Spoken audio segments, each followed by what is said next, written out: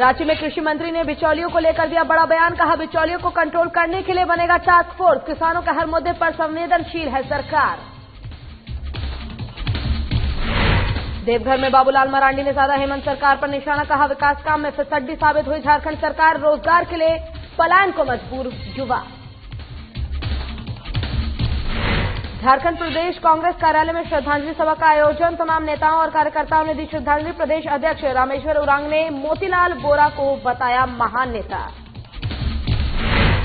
और गोलियों की ताबड़तोड़ फायरिंग से दहला भोजपुर। सब्जी व्यापारी पर अपराधियों ने की ताबड़तोड़ फायरिंग। घटना में 2 लोग गंभीर रूप से घायल। अस्पताल में चल रहा इलाज।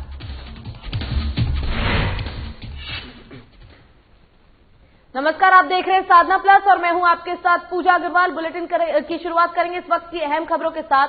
बता दें कि देश भर के किसान कृषि बिल को लेकर आंदोलन कर रहे हैं। बिहार में भी तमाम विपक्षी पार्टियां किसानों के साथ खड़ी हैं। इस पर जेडीयू ने प्रतिक्रिया दी है। जेडीयू प्रवक्ता राजीव रंजन ने कहा है कि बिहार के किसान आंदोलन के नाम पर विपक्ष की दाल गलने वाली नहीं है। उकसावे की जितनी भी कोशिश हुई है उसको बिहार के किसानों ने हर बार विफल किया है।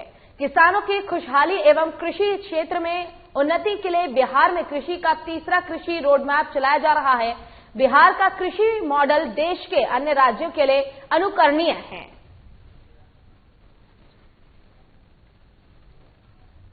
बिहार में किसान आंदोलन के नाम पर विपक्ष की दाल गलने वाली नहीं है। उकसावे की जितनी भी कोशिशें हैं उसको बिहार के किसानों ने पहले भी विफल किया है। क्योंकि बिहार में एग्रीकल्चर रोडमैप का तीसरा जो चरण है वो काफी सफलतापूर्वक चलाया जा रहा है। बिहार में लगातार इनपुट सब्सिडी और हर खेत को पानी का जो ये फैसला है, एग्रीकल्चर का डेडिकेटेड फीडर है और किसानों की उत्पादकता राष्ट्रीय स्तर पर कई राज्यों से बेहतर हुई है। किसानों को यहाँ उनके उत्पाद का उपयुक्त मूल्य मिल रहा है। किसान बिहार में आत्महत्याएं नहीं करते हैं, बैंकों पर उनकी निर्भरता नहीं है। तो निसंदेह बिहार का जो कृषि का मॉडल है वो देश में सर्वश्रेष्ठ है। इसीलिए विपक्ष या तथाकथित किसान संगठनों के नेताओं की यहाँ किसान सुनने को तैयार नहीं है और आगे भी उन्हें बिहार के किसानों को भड़काने में फायदा नहीं मिलेगा और उन्हें इसकी इजाजत बिहार के किसान नहीं। और किसानों के मुद्दों को लेकर झारखंड सरकार संवेदनशील है। दरअसल कृषि मंत्री बादल पत्रलेख ने मीडिया को संबोधित करते हुए कहा है कि हम किसानों के हर मुद्दे को लेकर संवेदनशील है। हम लगातार धान की खरीद कर रहे हैं और अगर जरूरत पड़ी तो बिचौलियों को कंट्रोल करने के लिए हम टास्क फोर्स का भी गठन करेंगे, जिससे किसानों को धान का उचित दाम मिल सके। वहीं उन्होंने पिछली सरकार पर भी निशाना साधा है।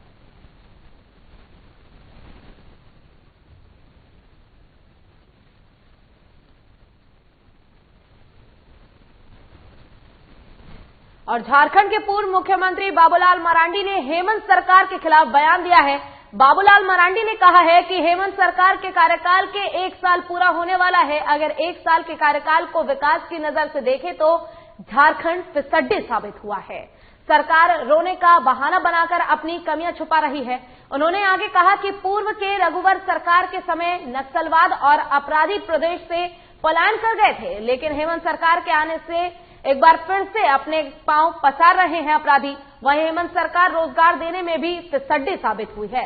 आज युवा पलायन करने को मजबूर है और नई नौकरियों को तो मिल नहीं रही है, लेकिन पुरानी नौकरियां भी लोगों की जा रही है।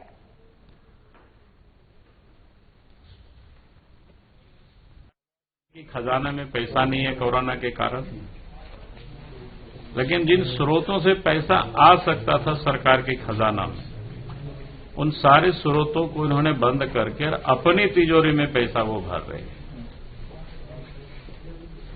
अगर ये माइनिंग की ऑक्शन हुआ होता, माइनिंग की लीगल अगर उत्खनन होता तो रॉयल्टी टैक्स गवर्नमेंट को मिलता, लेकिन ये सब ना कराकर लीगल जिसको कहते हैं ना, सरकार में बैठे हुए लोग ही सब चोरी करवा। और किसान आंदोलन के पक्ष में धरना प्रदर्शन करने जन अधिकार पार्टी सुप्रीमो अपने समर्थकों के साथ पटना पहुंचे, जिसे लेकर पहाड़ी मोड़ पर भारी संख्या में पुलिस बल की तैनाती की गई थी। तो वहीं पुलिस ने पप्पू यादव और उनके समर्थकों को रास्ते में ही रोक दिया, जिसके बाद पप्पू यादव अपने समर्थकों के साथ बीच सड़क पर ही बैठ गए और नए कृषि कानून वापस लेने की सरकार से मांग करने लगे।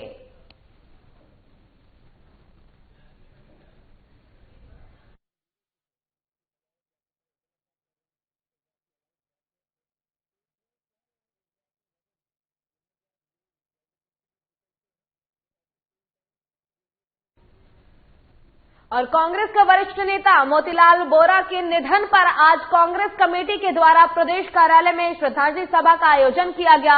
इस दौरान कांग्रेस कमेटी के प्रदेश अध्यक्ष सह कैबिनेट मंत्री रामेश्वर ओरांग और सूबे के कृषि मंत्री बादल पत्रलेख ने मोतीलाल वोरा को श्रद्धांजलि दी। इस मौके पर कांग्रेस के कई अन्य कार्यकर्ताओं ने भी उन्हें श्रद्धांजलि दी। प्रदेश अध्यक्ष रामेश्वर ओरांग ने कहा कि मोतीलाल वोरा एक बड़े नेता रहे, कांग्रेस को उन्होंने काफी ऊंचाई दी, एक सफल राजनेता रहे। वहीं कृषि मंत्री ने कहा कि राजनीति में एक युग का अंत हो गया है।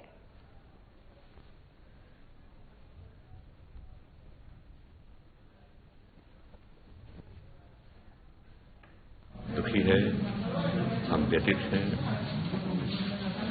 हमारे आदर्श,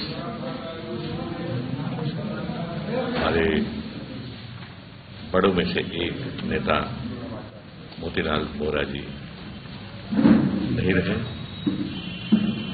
हम यहाँ आज उनकी उन्हें श्रद्धांजलि अर्पित करने के लिए यहाँ जमा हुए हैं। आदर्श इसलिए मैंने कहा कि वो कभी कंट्रोवर्सी में फंस रहे नहीं। सफल इसलिए कहा कि तो 2 बार मध्य प्रदेश के मुख्यमंत्री रहे। उत्तर प्रदेश जो सबसे बड़ा प्रदेश है देश का, उसके राज्यपाल रहे। एक युग का अंत है इस राष्ट्र के राजनीति में। वोरा साहब का योगदान इस भारतवर्ष के लोग कभी नहीं भुला सकते। हम लोगों के आदर्श थे। कोई भी पॉलिटिशियन जब पॉलिटिक्स में आता है उसकी इच्छा होती है कि हम ऊंचाइयों को छुए। पूरे यूपीए सरकार के, कांग्रेस लीडिंग सरकार के जितनी भी सरकार आए, वोरा साहब का किरदार अहम रहा। यहाँ रुकेंगे छोटे से ब्रेक के लिए। ब्रेक के बाद जल्द होंगे हाजिर।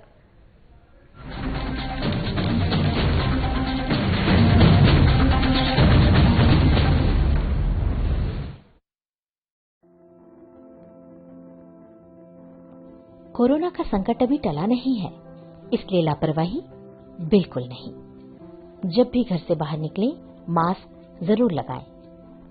दूसरी बात, एक दूसरे से कम 2 गज की दूरी बनाएं। और तीसरा, अपने हाथों को साबुन से अच्छी तरह बार बार धोएं। यदि हम इन सभी मुख्य बातों पर अमल कर लें तो कोरोना वायरस के संक्रमण से बच सकते हैं और हमारा राज्य कोरोना मुक्त हो सकता है। मेरे प्यारे झारखंड वासियों, कोरोना का जंग अभी जारी है। हम और आप मिलकर ही इस जंग को जीत सकते हैं। इसलिए सरकार द्वारा दिए जा रहे निर्देशों का पालन करें और विश्वास रखें, हम और आप मिलकर जरूर इस जंग को जीतेंगे। सूचना एवं जनसंपर्क विभाग, झारखंड सरकार द्वारा जनहित में प्रसारित।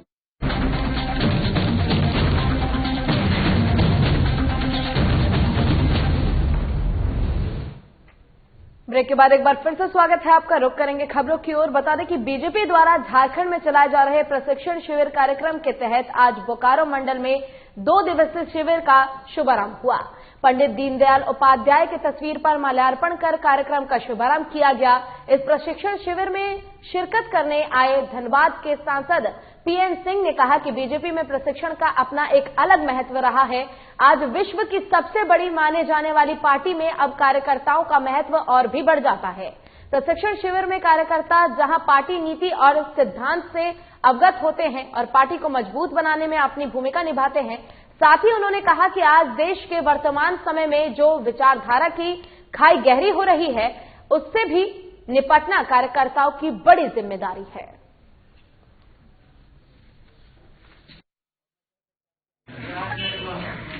इस प्रशिक्षण शिविर में खासकर भारतीय जनता पार्टी के इतिहास, भारतीय जनता पार्टी के नीति सिद्धांत और भारतीय जनता पार्टी के नेतृत्व में इस देश में माननीय नरेंद्र मोदी जी के प्रधान नेतृत्व में सरकार चल रही है। उस सरकार के क्रियाकलापों को हम अपने कार्यकर्ताओं के बीच प्रशिक्षित करने का काम करेंगे। और आपको बता दें कि गोलियों की तड़तड़ाहट से भोजपुर दहल उठा है, जिसमें 6 लोगों के जख्मी होने की खबर है। वहीं सभी जख्मी को इलाज के लिए सदर अस्पताल में भर्ती कराया गया है। भोजपुर में अपराधियों का मोबाइल इन दिनों बढ़ता हुआ नजर आ रहा है। पुलिस के नाक के नीचे अपराधी घटना को अंजाम देकर आसानी से भागने में सफल भी हो जा रहे हैं। भोजपुर में घटी पहली घटना शहर के नवादा थाना क्षेत्र के विष्णुपुर मोहल्ले की है, जहां हथियारबंदियों ने अपराध को घटना अंजाम दिया है और साथ ही घटना की सूचना मिलते ही स्थानीय थाना अध्यक्ष वहां मामले की छानबीन के लिए पहुंच गए। वहीं दूसरी घटना भोजपुर जिले के बिहिया थाना क्षेत्र के करजा गांव की है, जहां हथियारबंद अपराधियों ने एक युवक को गोली मार दी। इसके बाद घायल को इलाज के लिए सदर अस्पताल लाया गया, जहां उसका इलाज कराया जा रहा है। जानकारी के अनुसार जख्मी युवा करजा गांव निवासी श्री भगवान यादव का बेटा निरंजन यादव है। इस मामले में भी घटना की सूचना मिलते ही स्थानीय थाना घटनास्थल पर पहुंची और छानबीन में जुट गए हैं। वहीं एक और घटना भोजपुर जिले के गढ़हनी थाना क्षेत्र के पोसवा गांव में आपसी रंजिश को लेकर दो पक्षों के बीच मारपीट और फायरिंग की है।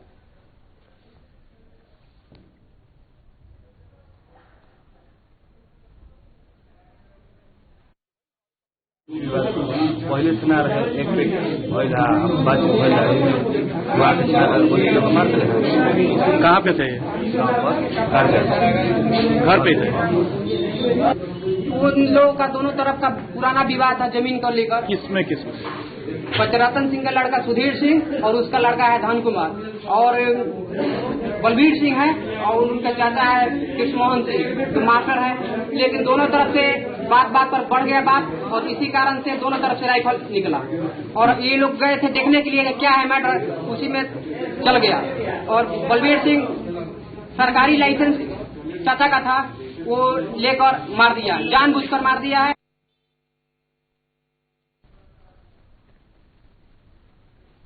और इसी पर अधिक जानकारी के साथ हमारे संवाददाता राकेश हमारे साथ फोन लाइन पर जुड़ गए हैं।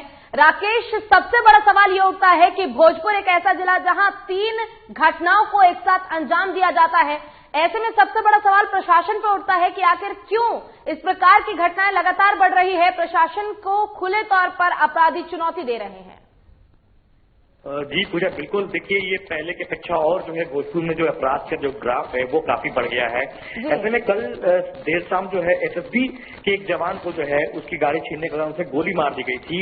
लेकिन वो घटना जिस थाने में हुई थी वो बगल में ही जो जगदीशपुर का जो थाना पड़ता है वो थाना क्रिकेट टूर्नामेंट कराने में व्यस्त थी। वो थाने के लोग जो है, भोजपुर पुलिस इस समय जो है क्रिकेट टूर्नामेंट करा रही है और वहीं दूसरी ओर जो भोजपुर के जो अपराधी वो लगातार गोलियों की जो बौछार जो कर रहे हैं, लगातार अपराधी घटनाओं को अंजाम दे रहे हैं, आसानी से निकल जा रहे हैं। जी, ऐसे में एक सवाल ये भी उठता है, जिस प्रकार से लगातार अपराध बढ़ता जा रहा है और मुख्यमंत्री अपनी तरफ से लगातार लॉ एंड ऑर्डर को लेकर समीक्षा बैठक कर रहे हैं और कहीं ना कहीं मुख्यमंत्री की तरफ से ये कोशिश की जा रही है कि प्रशासन को और सख्त बनाया जा सके। लेकिन बावजूद इसके इस प्रकार की घटनाएं सामने आती है और व्यक्ति को गोली मार दी जाती है। हालांकि ये पहली घटना नहीं है, इससे पहले भी कई घटनाएं सामने आ रखी है।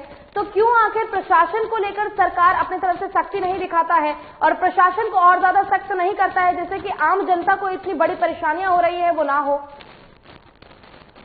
देखिए, जिस तरह से नीतीश कुमार की बात की जाए तो वो उनका तो खुद अभी तो मंत्रिमंडल का प्रचार भी नहीं हुआ है। लेकिन वो अगर लॉ एंड ऑर्डर की बात की जाए तो लगातार जो है भोजपुर में इस तरह की घटनाएं हो रही है। मंत्री क्या कर रहे हैं इस पर जो भी कुछ कहा नहीं जा सकता है। लेकिन भोजपुर पुलिस की जो बात है, यहाँ पे जो पुलिस अधीक्षक है उनके हाथ में जो कमान समाया गया है, अगर हम लोग भी उनसे बात करने की कोशिश करते हैं तो वो फोन नहीं उठाते हैं, फोन मैसेज करते हैं, टेक्स्ट मैसेज कीजिए। पत्रकार से भी बात करना मुलाजिम नहीं समझते हैं।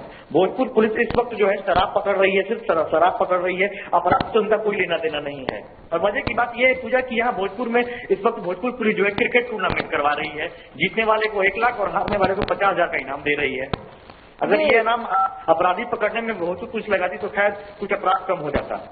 जी बिल्कुल राकेश, जिस प्रकार से ये घटनाएं बढ़ती जा रही है इससे प्रशासन कहीं ना कहीं सवाल के घेरों में आता नजर आ रहा है, क्योंकि आम जनता अपनी सुरक्षा के लिए प्रशासन के ऊपर ही निर्भर होता है। अगर इस प्रकार की लापरवाही लगातार प्रशासन की तरफ से की जाएगी तो ये काफी बड़ा सवाल उठता है प्रशासन पर। और आपका बहुत बहुत शुक्रिया तमाम जानकारी के लिए। चलिए खबरों में बढ़ेंगे आगे। बता दें कि समस्तीपुर जिले के हसनपुर प्रखंड में सरकारी योजनाओं का लाभ देने के नाम पर वार्ड सदस्य पति का घूस लेता हुआ एक वीडियो वायरल हुआ है सोशल मीडिया पर और वायरल वीडियो में वार्ड सदस्य के पति रामचंद्र राम के द्वारा लाभुक महिला से आवास योजना का लाभ देने के नाम पर रिश्वत ली जा रही है।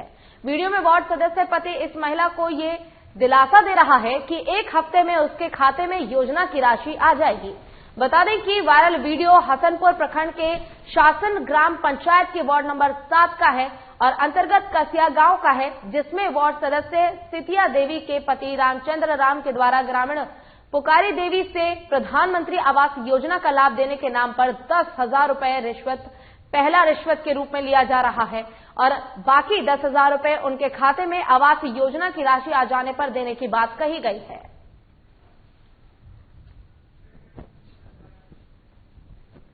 और यहां रुकेंगे एक छोटे से ब्रेक के लिए। ब्रेक के बाद जल्द होंगे हाजिर।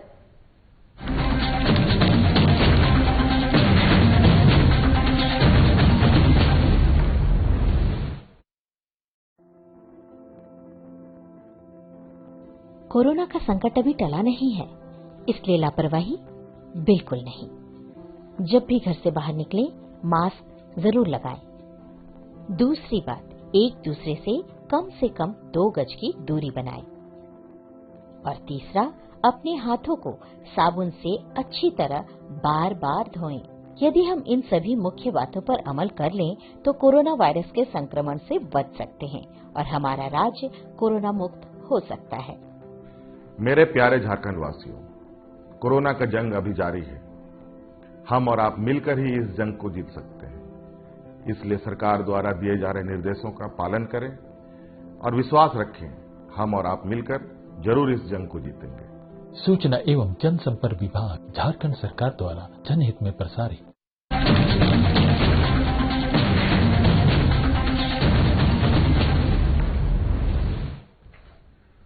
और ब्रेक के बाद एक बार फिर से स्वागत है आपका। रुख करेंगे खबरों की ओर और बात करेंगे मधुबनी की, जहां जयनगर रेलवे स्टेशन पर जीआरपी के पुलिस प्रशासन ने मद्य निषेध की दिवस पर शराब नहीं पीने की शपथ दिलाई गई और जिससे शराब पीना सेहत के हानिकारक है, खासकर ये कि यही संदेश देना चाहते हैं कि लेकिन वहीं रेलवे स्टेशन के आसपास काफी धड़ल्ले से देशी विदेशी शराबों की तस्करी और होम डिलीवरी होती है। इसके लिए ये पुलिस प्रशासन क्यों नहीं कार्रवाई करती है, जबकि इनके आंखों तले शराब खूब बेचा जाता है। वहीं एक सीपीआई नेता ने पुलिस प्रशासन की शपथ ग्रहण पर सवाल उठाए हैं। नेताजी क्या कहते हैं, सुन लीजिए आप खुद। यह शपथ दिलाना यह एक ड्रामा है और वर्दी के आड़ में अपराध को फलने फूलने की पूरी छूट मिला हुआ है। हत्या, डकैती, राहजनी, शराब की तस्करी, अन्य प्रकारों की तस्करी जारी है।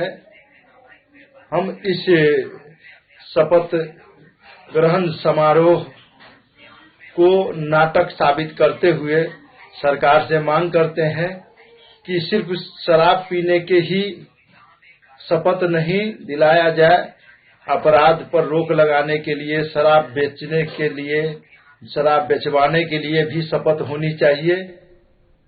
और कोरोना संक्रमण की वजह से पिछले 20 मार्च से ही प्राइवेट स्कूल बंद हैं, जिसे लेकर हजारीबाग के शिक्षकों ने आज शांति मार्च निकाला और सरकार से आग्रह किया है कि स्कूलों को खोलने की अनुमति दे। शिक्षकों ने कहा है कि स्कूल खोलने पर सोशल डिस्टेंसिंग सहित सरकार के सभी गाइडलाइन का पालन किया जाएगा।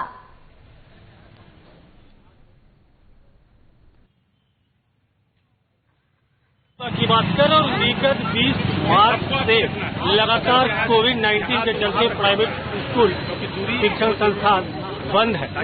आज हजारीबाग की सड़कों पे आप ये देख सकते हैं, शिक्षक, गैर सरकारी शिक्षक, प्रखंड तो हम कह सकते हैं लाखों की भीड़ आज सड़कों पर है, क्योंकि साफ मानना है ट्रैफिक, इसके अलावा अन्य पर्व त्योहार मनाए जा रहे, भीड़ हो रही है, तो प्राइवेट स्कूलों को क्यों नहीं खोला जा रहा है। क्या कुछ कह रही है शिक्षक, हम बात करेंगे। क्या कुछ पालन जैसा कि सरकार ने शिक्षा संस्थानों को छोड़ के सारा कुछ खोल दिया, सारे रोजगार की चीजें सारी रोजाना की तरह चल रही, लेकिन स्कूल आखिर बंद क्यों न्यू एजुकेशन जो ऐसा संस्थान जहाँ पे बच्चे शिक्षित होते, आखिर वो बंद क्यों? जब बच्चे शिक्षित नहीं होंगे तो हमारा देश कैसे आगे बढ़ेगा? हमारा देश कितने साल पीछे हो सकता है? आखिर बच्चे पढ़ेंगे तो देश आगे कैसे बढ़ेगा? क्या लगता है मैडम, आप शांति मार्च आपको दिखा रहे तो सरकार जागेगी? हमारी पूरी कोशिश है कि हम अपना पूरा बेस्ट देंगे कि सरकार जागे और हमारी बातों को माने। अगली खबर शिवहर से है, जहां प्रॉपर्टी डीलर से 50 लाख रुपए की रंगदारी मांगने में मुजफ्फरपुर नगर डीएसपी राम नरेश पासवान ने सोमवार को पीड़ित का बयान दर्ज किया है।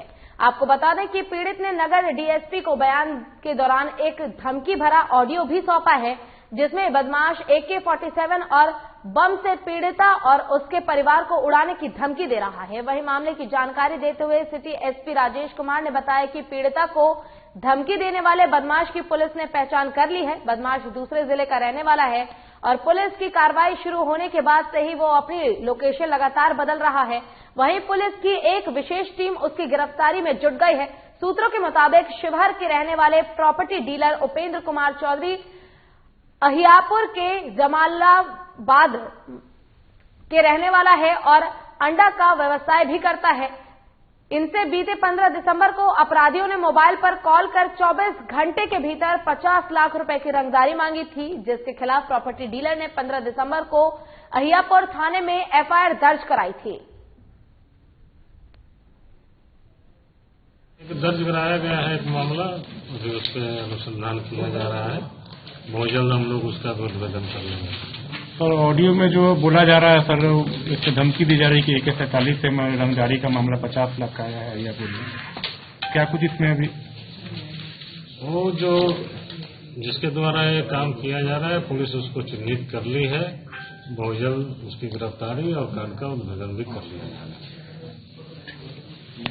15/12/2020 को हम अपने घर से गांव से आ रहे थे, तो नेवरा के आसपास जब पहुंचे तो एक मेरे पास अज्ञात कॉल आया, जिसमें 50 लाख रुपए की रंगदारी की मांग की गई और बोला गया कि अगर नहीं 24 घंटे के अंदर अगर मिलता है तो आपका फार्म जो जफा में चल रहा है उसको हम बम से उड़ा देंगे। और मुजफ्फरपुर पुलिस ने बीते 24 घंटे में अंतर जिला गिरोह में 5 शातिर लुटेरों को गिरफ्तार किया है। आपको बता दें कि पुलिस ने इन लुटेरों के पास से ऑटोमेटिक पिस्टल और देसी हथियार के साथ चरस बरामद किया है। वहीं सिटी एसपी राकेश कुमार ने बताया कि डीएसपी पूर्व के नेतृत्व में विशेष अभियान चलाकर इन लुटेरों की गिरफ्तारी की गई है। ये लुटेरे मुजफ्फरपुर के अलावा सीतामढ़ी और दरभंगा जिलों में भी वांटेड थे। फिलहाल पुलिस इन सभी का आपराधिक इतिहास खंगाल रही है। सूत्रों के मुताबिक पुलिस सभी के खिलाफ स्पीड ट्रायल कराने का प्रयास करेगी। वाहन चेकिंग के दौरान एक मोटरसाइकिल पे 3 सवार व्यक्तियों को पकड़ करके उन्हें जब चेक किया गया तो उनके पास से एक देसी कट्टा, गोली, मोबाइल आदि की बरामदगी हुई। साथ में उनके पास जो मोटरसाइकिल बरामद हुआ वो भी चोरी का ही पाया गया, उसका कोई कागजात उन लोगों के पास में नहीं है। इसी प्रकार रात्रि में हथौड़ी थाना अंतर्गत 2 कुख्यात लुटेरों की गिरफ्तारी हुई है। और जमुई के सिकंदरा प्रखंड में शिक्षक की धारदार हथियार से गला रेत कर हत्या कर दी गई।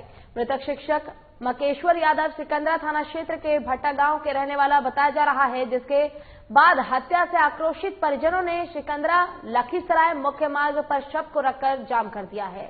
वहीं मौके पर पहुंची सिकंदरा थाना प्रभारी ध्रुव कुमार ने शव को जबरन अपने कब्जे में लेने का प्रयास किया, जहां ग्रामीणों और प्रशासन के बीच नोकझोंक भी हो गई। इसी दौरान ग्रामीणों के डंडे से BMP 1 का एक जवान घायल हो गया, जिससे गुस्साए गोरखा के जवानों ने लगभग 10 से 12 राउंड फायरिंग की और प्रशासन ने मृतक की पत्नी और बेटे को जमकर पीटा, जिससे गुस्साए परिजनों ने शव को सिकंदरा मुख्य चौक पर रखकर जाम कर दिया। जाम की सूचना पर SDPO राकेश कुमार ने घटनास्थल पर पहुंचकर तत्काल सिकंदरा थाना प्रभारी ध्रुव कुमार को प्रभाव से निलंबित कर दिया है।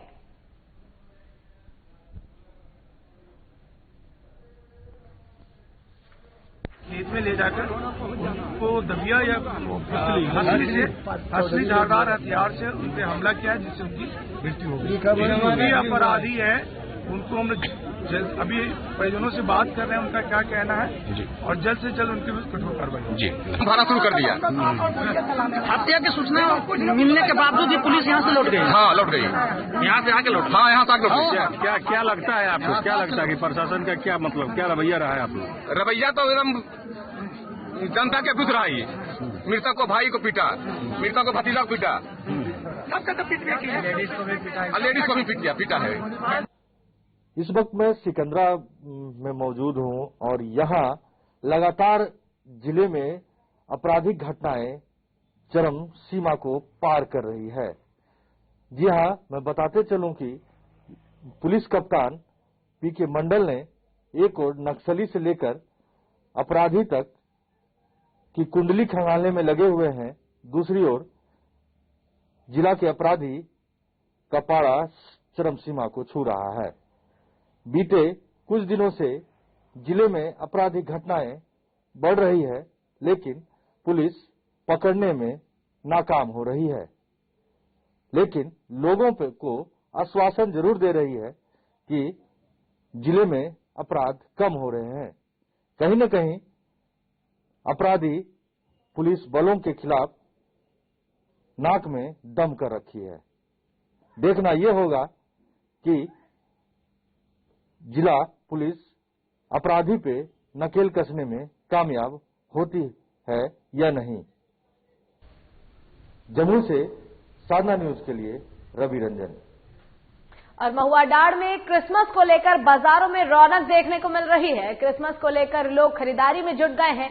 बता दें कि लातेहार जिले के महुआडांड़ में साप्ताहिक हाट बाजार में क्रिसमस त्योहार को लेकर काफी भीड़ देखने को मिल रही है, जिसे लेकर बाजारों में काफी चहल पहल और रौनक बढ़ गई है।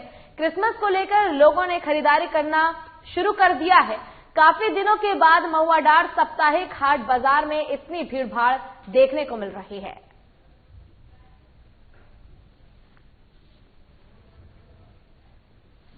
और बता दें कि क्रिसमस आने वाला है, जिसको लेकर लोगों में काफी ज्यादा उत्साह देखा जा रहा है, जिसको लेकर महुआडांड़ में क्रिसमस को देखते हुए लोगों में काफी ज्यादा उत्साह है। बाजारों में भी रौनक देखने को मिल रही है।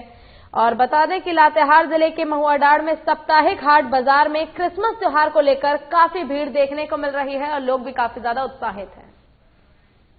और इसी के साथ फिलहाल के लिए इस बुलेटिन में बस इतना ही। खबरों का सिलसिला लगातार आगे भी जारी है। आप देखते रहिए साधना प्लस। नमस्कार।